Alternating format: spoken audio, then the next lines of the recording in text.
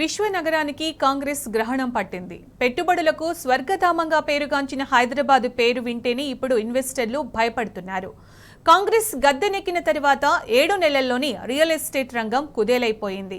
ఒకప్పుడు నగరంలో పెట్టుబడులు పెట్టేందుకు క్యూ కట్టిన ఇన్వెస్టర్లు ఇప్పుడు ఇతర నగరాల వైపు చూస్తున్నారు.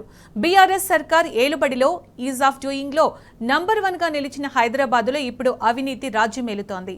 ప్రభుత్వ పెద్దలకు, ఉద్యోగులకు దక్షిణ సమర్పించుకుంటేనే అనుమతులొస్తున్నాయి.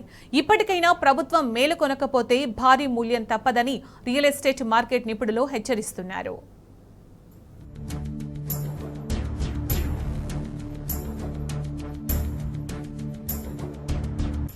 కాంగ్రెస్ అస్తవ్యస్త పాలనలో మసకబారుతున్న భాగ్యనగర ప్రగతి, రియల్టర్ల పాలిట శరాఘాతంగా మారిన సీఎం న్యూయార్క్ థియరీ, బీఆర్ఎస్ పాలనలో గుడ్ మార్నింగ్ హైదరాబాద్, కాంగ్రెస్ వచ్చాక గుడ్ బై,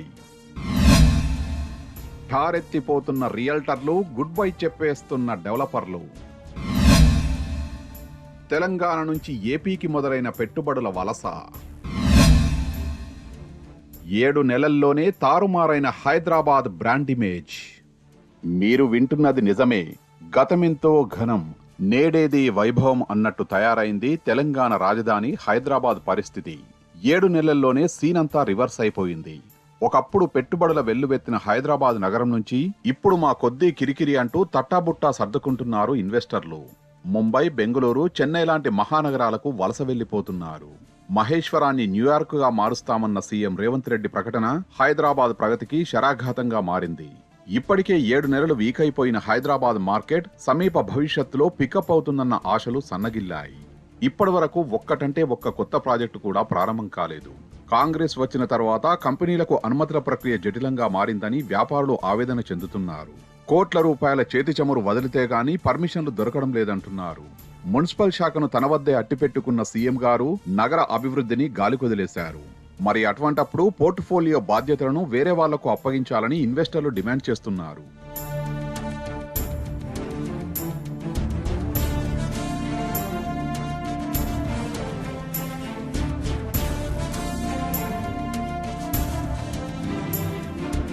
గతంలో హైదరాబాద్లో నిర్మాణ రంగం దేదీప్యమానంగా వెలిగిపోయింది. బీఆర్ఎస్ పాలనలో ఎవరి అంచనాలకు అందని వేగంతో దూసుకుపోయింది. కానీ ఇప్పుడు రియల్ ఎస్టేట్తో పాటు నిర్మాణ రంగంపై చీకటి పొరలు కమ్ముకుంటున్నాయి. బిజినెస్ లేక రియల్ సెక్టార్ కుదేలైపోతోంది. నిన్న మొన్నటి వరకు నగరానికి రావాలని తహతహలాడిన బడా నిర్మాణ సంస్థలు ఇవాళ హైదరాబాద్ పేరెత్తితేనే భయపడుతున్నాయి. చెన్నై, బెంగళూరు, ముంబై వంటి ఇతర మెట్రో నగరాల వైపు చూస్తున్నాయి. హైదరాబాద్పై ఇంతటి విముఖతకు కారణం కాంగ్రెస్ పరిపాలనేనని విమర్శలు వినిపిస్తున్నాయి. కాంగ్రెస్ అధికారంలోకి వచ్చిన తర్వాత అవలంబిస్తున్న విధానాలు నగర ప్రగతికి ప్రతిబంధకాలుగా మారాయి. 2023 వరకు దేశవ్యాప్తంగా ఇన్వెస్ట్మెంట్ హబ్ గా పేరుగాంచిన హైదరాబాద్లో కాంగ్రెస్ వచ్చాక అభివృద్ధి కుంటుపడింది. రేవంత్ రెడ్డి పాలనలో హైదరాబాద్ రియల్ రంగం ఢమాలన్నది. అనుమతుల్లో జాప్యం, పెచ్చుమీరిన అవినీతి కారణంగా బిజినెస్ చతికిలబడిందని నిపుణులు చెబుతున్నారు. కోకాపేట్ను కాదని మహేశ్వరాన్ని న్యూయార్క్ గా మారుస్తామని ఇటీవల సీఎం రేవంత్ రెడ్డి ప్రకటించారు. సీఎం ప్రకటనపై రియల్ రంగంలో బిల్డర్లు, నిపుణులు విస్మయానికి గురవుతున్నారు.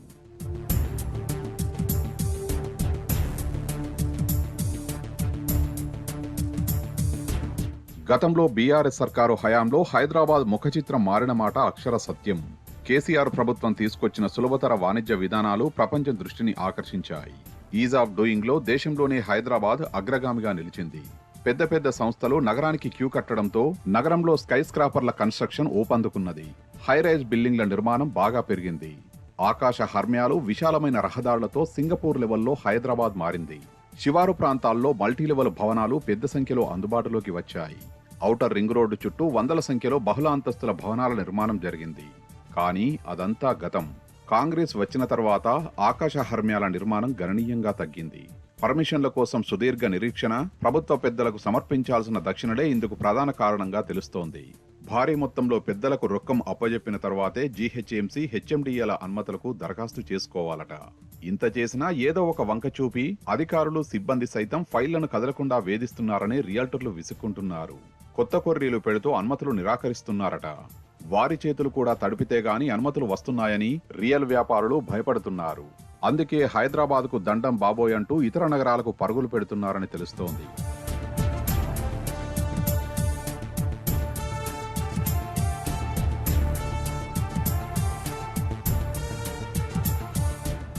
ఓవైపు ఇంత తతంగం జరుగుతుంటే సీఎం రేవంత్ రెడ్డి మాత్రం రియల్ బిజినెస్ వెలిగిపోతుందని చెబుతున్నారు. గతంలో మున్సిపల్ శాఖ మంత్రిగా పనిచేసిన కేటీఆర్ నిర్మాణాల అనుమతులకు సంబంధించి స్పష్టమైన ప్రకటనలు చేసేవారు. అనుమతుల జారీలో జాప్యం జరిగితే జరిమానా విధించేలా ఒక నిర్దిష్టమైన విధానాన్ని అవలంబించేవారు. సభలు సమావేశాల్లో ఆయన చేసే బహిరంగ ప్రకటనల ప్రభావంగా బిల్డర్లకు పర్మిషన్స్ ఈజీగా లభించేవి.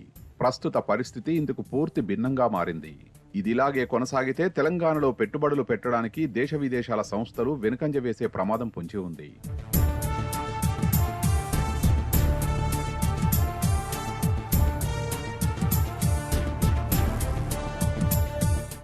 మున్సిపల్ అడ్మినిస్ట్రేషన్, అర్బన్ డెవలప్మెంట్ కు ప్రత్యేకంగా మంత్రి లేకపోవడం కూడా నగర ప్రగతికి ప్రతిబంధకంగా మారిందని విమర్శలు వస్తున్నాయి. ఈ పోర్ట్ఫోలియో సీఎం దగ్గరే ఉండడం సమస్యకు అసలు కారణం అనే వాదనలు వినిపిస్తున్నాయి. ప్రభుత్వ ప్రాధాన్య అంశాలు పక్కనబెట్టి నిర్మాణ రంగంపై దృష్టి సారించే సమయం ముఖ్యమంత్రికి చిక్కడం లేదనేది వాళ్ళ ఆవేదన. అందుకే ఆ శాఖను ఒక మంత్రికి ప్రత్యేకంగా అప్పజెప్పాలని రియల్టర్లు, నిపుణులు సూచిస్తున్నారు.